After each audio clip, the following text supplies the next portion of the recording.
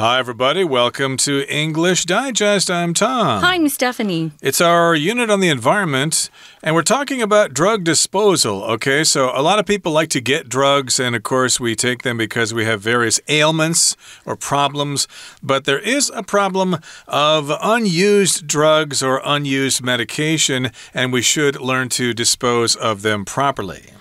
Yeah, if you just put it down your garbage disposal or in the trash, or worse yet, it just goes into general garbage that's collected, by our garbage trucks. It gets into the land, and sometimes it can really pollute the area around it. So you got to be careful. Some of these drugs are quite strong and can hurt people if they take it and they don't have some sort of particular disease or condition that they're taking the medicine for. Indeed, and we are talking about the situation regarding this in the United States, but I'm pretty sure this is a problem all over the world.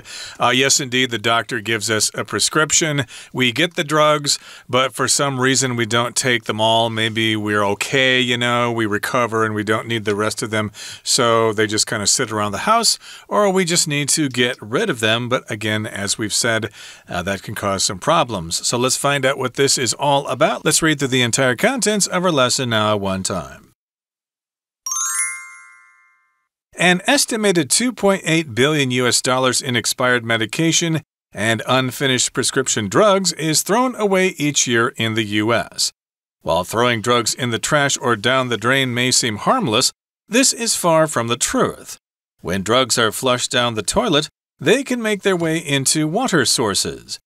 Many water treatment facilities are not equipped to filter out this type of contamination. This can damage both marine and human life. In addition, leftover medication can end up in the wrong hands. Between 2000 and 2015, U.S. poison control centers received around 30 calls a day regarding children who had accidentally consumed improperly stored or disposed of medicine. The U.S. Drug Enforcement Administration, DEA, has taken steps to combat mishandled medicine. In 2010, it launched National Drug Take-Back Day. This allows people to bring their unwanted pills to specific sites around the U.S. The main drawback is that these sites are only open once every 2 years. Fortunately, people may mail unconsumed drugs to the DEA at any time. Drugs that have been returned are then burned. There is, however, an alternative. Rather than destroying the medicine, people can donate it. Certain pharmacies in the U.S. will inspect the medicine to make sure it hasn't been tampered with and is still safe to use. Then they will give it to patients who are unable to afford it. One program, SafeNet RX, has redistributed nearly $54 million worth of medications and medical supplies. These programs are working hard to counter the harm caused by unused drugs. By keeping pills separate, secure, and throwing them away safely, we can help further reduce their potential dangers. Okay, folks, let's get started. Let's look at the title first, drug disposal. This is a noun we're using here, drug disposal, the title there. Know the dangers. What are the dangers of getting rid of your drugs? Here, drugs aren't the illegal kind that people take to get high. These are actually medicines, because they're different kinds, medicines that are prescribed by a doctor and then filled by a pharmacy or a pharmacist. That's the person who works at a pharmacy, and then given to the patient to take until they feel better. Oftentimes, some of these pills or certain types of drugs aren't actually used completely, and so there's some leftover. We have lots of bottles in my parents' home. I remember growing up, and people would be well before they would take all the medicine, and so it would just sit there. Some of the drugs, especially if they're painkillers, they don't make you feel very good. They take away pain, but they make you feel crazy and fuzzy, and I hate them. And so people would only take them as long as they had to and then get rid of them. Unfortunately, those are the kind of drugs that people steal and want to take to get high. So you have to be very careful with painkillers. So drug disposal, if you dispose of something, you get rid of it. And I think I used the term garbage disposal when we started. We have a lot of those in America where you can put some of the food that you chop up and cut up and isn't used in your dish that you're cooking is ground into very small pieces, and then it can go into the sewage or the sewer. But here we don't have as many garbage disposals.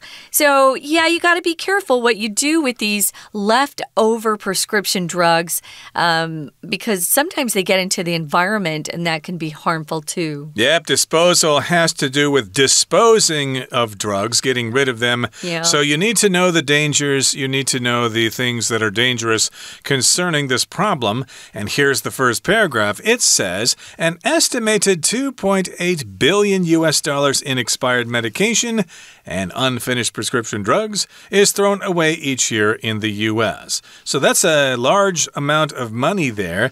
If you talk about something being expired, that means it is no longer valid. If you, say, travel to Taiwan on a tourist visa, and they usually last for, 2 weeks or so, if you stay longer than that, then your visa will expire, or it will be expired, and you could get in trouble because of that. In this particular case, though, the medications are beyond their useful date. They might still be good, but to be safe, they always have an expiration date. And, of course, then people tend not to take them anymore because it might be a little dangerous. And we're talking about these drugs as being medication. You can also use that in the countable form, medications. If you're taking medications for diabetes, for example, you might have various pills that you take if you have that problem. And so medication or medications are both acceptable. And if it's unfinished, you haven't used all of it. And these are called prescription drugs. These are drugs that the government controls. They don't want people just to buy them whenever they want. And in America, it's even harder to buy some of these prescription drugs. A lot of prescription drugs that you can't get unless a doctor gives you a prescription in America, you can buy here in Taiwan, which I'm grateful for. I have asthma, and I can just go into a pharmacy here and buy what I need, which is great. And also, the prescription drugs are much cheaper here than in America. Sometimes in America, they're 3 to 10 times more expensive, so it gets a little bit crazy. That's because of our pharmacy, our big pharma companies in America. They just charge what they want in the U.S. But here in Taiwan, the government controls what can be, what the price can be on some of these medications. So prescription just means you have a doctor or an authorized medical personnel or practitioner that can write out on a piece of paper what the patient needs to be given at the pharmacy and then how to take those. Maybe you take 1 pill a day or 3 pills a day. That's a prescription. Right, to prescribe is the verb prescribe right beforehand. So they authorize a pharmacy to give you medications, but a lot of them are thrown away every year. And while throwing drugs in the trash or down the drain may seem harmless, this is far from the truth. Oh, I've got these expired drugs here. I don't want them anymore. Okay, I'll just flush them down the toilet. No harm done. Actually, according to the article, that is bad for the environment. Yeah, do you know, I've flushed some old vitamins down my toilet. I'm going to stop doing that.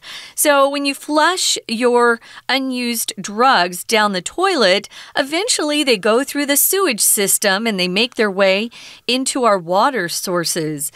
So that water then is treated, as you know, in water treatment facilities. But a lot of them are not equipped to filter out this type of contamination. So that's something to keep in mind. I never thought of this before. So if you have a facility, this is the plural form, of course. It just means some space, or it can be buildings or equipment that is necessary for doing a particular activity. You could have activities that go on that are sports related. So you might have sports facilities available in your college or high school. You could have hiking facilities, camping facilities where people can go and get what they need. Again, facilities is kind of a tricky word because it can mean space or equipment or buildings that are necessary for some sort of activity. So we do use it particularly the examples I've given in the plural form, facilities. Now, if you're equipped to do something, it means you have the sort of equipment needed to conduct some sort of activity. So these particular water treatment facilities or these buildings that we have, they don't have the equipment to filter out this type of contamination. What does filter out mean, Tom? Well, filter as a verb just means to hold back the bad things and let the good things through. You might have a water filter at your home, and that will filter the water, or it will filter out the bad things in the water. So if you are talking about the bad things in the water, then you say filter out. These bad things will be filtered out using these kinds of equipment. And indeed, these water treatment facilities are not equipped to filter out this type of contamination. And that's a noun here that just refers to when something is contaminated, when poison or toxins or other things get into a clean area, then we say there is contamination. This can happen a lot of times if you need to keep your sources perfectly clean and then something gets inside, we can say that it has been contaminated and you can no longer use it. Right. For example, in a hospital, if they're going to perform surgery or perform an operation, that particular room and all the equipment has to be sterilized and very clean. If it gets contaminated, it might introduce some sort of bacteria into that room and hurt the patient. So you have to be very careful when you're talking about keeping out any type of contamination in areas that must be very clean. This can damage both marine and human life if some of these unused prescription drugs get into the water. So it can hurt the fish, it can hurt the water where the fish grow up and we go fishing and we eat the fish. It can then hurt humans that eventually eat that fish. So you have to be very careful in what kind of things you're putting into our water because some of these water treatment facilities, again, are not equipped to filter out every kind of contamination or poison or toxic substance that gets into it. Right now, guys, we're going to take a quick break, listen to our Chinese teacher, and then we'll be back. Hello everyone, 我是派老师。今天讲解的是3月6号 Unit 3 Drug Disposal。Know the dangers. 在进入主题之前，老师想要请问听众朋友，大家感冒生病会去看医生拿药对吧？那如果药还没吃完之前病就好了，大家会把剩下的药吃完吗？如果不会，这个药要怎么处理？丢掉还是送人？可能有听众会骂我神经病，有谁会拿药送给人吃？不过先不要急着下结论，真的有人提倡珍惜医药资源，回收给有需要的民众。好，那我们现在一起来看看这一课的学习重点。请先看到第一段的第一句 An estimated $2.8 billion 这一句，请同学特别注意这个 estimated 这里呢当形容词来用，到中文的时候我们通常都会翻成说粗估多少钱。好，所以这里呢是美国每年有粗估28亿美元。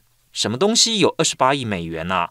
原来他是在讲后面的这些个东西哦，是过期的药物，它的价值是28亿美元。好，那再来，我们接着往下看哦。看到第二句这边，请同学注意到第二句开头的 while 这个副词连接词，它其实常常都是什么呢？前后所连接的是鲜明的对比。好，所以这里就讲到说，你把这些药丢到垃圾里面去，或者呢，把它这个放到流理槽，用水冲掉，表面上看起来好像没有什么伤害 ，it may seem harmless， 可是它用 while 来连接，表面上看起来如此，事实呢绝非如此。This is far from the truth。Far from 这个片语，请同学画起来。绝非，绝不是，所以表面上看起来好像无伤大雅，可是事实绝非如此，这是一个很鲜明的对比吧？所以我们用 while 来连接。那后面呢？第三句，把东西冲到马桶，把什么东西冲掉？好，那我们用被动语态 ，When drugs are flushed down the toilet， 用的动词是 flush。那再来，我们看到说，药如果真的冲下马桶，会发生什么事啊？They can make their way into water resources。 那这些药就会进入 make one's way into， 那就是进入什么？好，所以药就会变成进入这个水源的这个循环系统里面了。再来，请同学看到第四个句子有一个名词组，请同学特别注意。Water treatment facilities， 我们常常都会讲到说水资源呢，水是没有办法直接生喝的，都必须为了我们的安全卫生，要先处理过 water treatment。那后面呢，当然为什么要做这些处理啊？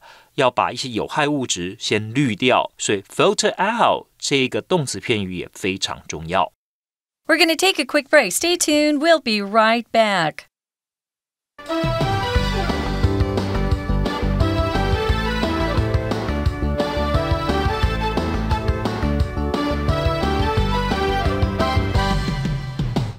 Welcome back, guys. It's our environment unit, and we're talking today about drug disposal. Know the dangers. There are a lot of dangers when you don't properly dispose of prescription drugs, and they get into the water, or maybe kids get into them and eat some of these pills that look fun and colorful to them. They don't know that they're drugs. It can really hurt a lot of people and sometimes kill kids if the wrong drugs get into them. In addition, it says leftover medication can end up in the wrong hands. If something ends up in the wrong hands, the wrong people get a hold of something that it wasn't meant for them. So between 2000 and 2015, in 15 years, the U.S. Poison Control Centers received around 30 calls a day regarding children who had accidentally eaten or consumed improperly stored or disposed of medicine. That's really dangerous. That is a lot of phone calls there. Yeah. So again, at the end of that paragraph, we've got the phrase dispose of, and yes, indeed, these medications were improperly disposed of. They didn't get rid of them properly, and the kids got at them thinking they were candy or whatever, and of course that can cause tragic circumstances. Moving on now to the next paragraph, it says, the U.S. Drug Enforcement Administration, or DEA for short, has taken steps to combat mishandled medicine. If you fight against something, you combat it. Combat is the noun, and combat is the verb, although I think we've said this before. A lot of times people will say combat as both the verb and the noun form, but technically combat is how you're supposed to say the verb form. Right. And if you mishandle something, you don't deal with it properly. Sometimes little kids mishandle very precious, fragile objects and they break them. So sometimes they have to take steps to combat mishandled medicine. So in 2010, this DEA launched the National Drug Take-Back Day, and this allows people to bring their unwanted pills to specific sites around the U.S. Site here just means a particular location that they've designated. Now, the main drawback is that these sites are only open once every 2 years. Yeah, that's not very often. But, you know, it costs a lot of money, tax dollars, to have these sites opened even once every 2 years. So if you talk about a drawback, again, it's just some sort of bad part of something. It's not a benefit. It's definitely something that you don't want. So it's a drawback. It's a bad thing that happens, that we only have these sites open every 2 years. Yep, you could say it's a flaw, it's a drawback, it's a problem, etc., etc. So, yes, indeed, that's a problem once every 2 or 3 years.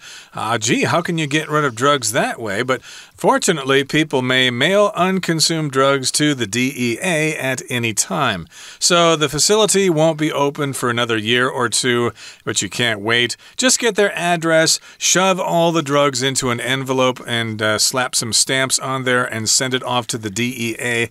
They may know the address at the post office there. If you don't know it yourself, just get the address from the internet. Should be pretty straightforward there. And drugs that have been returned are then burned. They dispose of those medications. They burn them in an incinerator or a similar device. And there is, however, an alternative. There's another option, another choice. Rather than, you can say rather than or instead of, rather than destroying the medicine, people can donate it. If you donate something, you give usually to a charitable organization, or it could be something else. But that's an example. You give either money or goods to some sort of good cause. For example, what I said, a charity. Now, you can also go to certain pharmacies in the U.S. and they'll inspect or check out that medicine that you have left over to make sure it hasn't been tampered with. If you tamper with something, you intentionally try to harm something or cause something to become less effective. Some people have tampered with vehicles and caused accidents that way. Or if you tamper with a drug, you might put some poison into that drug and then kill people. We've had that happen too. So they will actually look at the medicine, make sure no one has hurt it or tampered with it, and it's still safe to use. Then what happens, Tom? Well, then they will give it to patients who are unable to afford it. So maybe some people got a good appointment with a doctor, and the doctor says, you don't need to take your metformin anymore for diabetes. So you've got all this extra metformin. You can donate it to a certain pharmacy, and then they'll turn around and give it to people who have trouble affording such medications. So that's nice. And here's another program. One program, SafeNet RX, has redistributed nearly $54 million worth of medications and medical supplies. So if you're in the US and you've got some extra medications you'd like to get rid of, well, maybe you could contact SafeNet RX because they might be able to help you out to take those medications out of your hands and send them to someone who needs it. I did want to mention that the letters RX oftentimes refer to pharmacies and drugstores. It just has to do with the doctor writing a prescription and you going to get those drugs. Right. You'll often see it if you're in the States touring around. But in the UK, they tend to call it what? The chemists? The chemist. Yeah, the chemist. And we don't use that term in the States. You're a pharmacist. But if you're using British English, they're chemists. Or you're going to go to the chemist store, or chemist shop. But if you ask them where the pharmacy is, they're not stupid. They'll know what you're talking about. No. They've watched American television before. Although Americans maybe not so much British television. Yeah. If you ask for a chemist in the U.S., what are you talking about? But yeah, pharmacies, chemists, they'll work in the U.K. And again, certain pharmacies will inspect the medication to make sure it's not tampered with. And again, we've got SafeNet RX, who are redistributing lots of medications and medical supplies as well. And these programs are working hard to counter the harm caused by unused drugs. So to counter something just means to fight back against something. And by keeping pills separate, secure, and throwing them away safely, we can help further reduce their potential dangers. So you want to keep those pills separate. That's the adjective here. Separate is the verb. Secure means they're safe. No one can get at them. No one can tamper with them.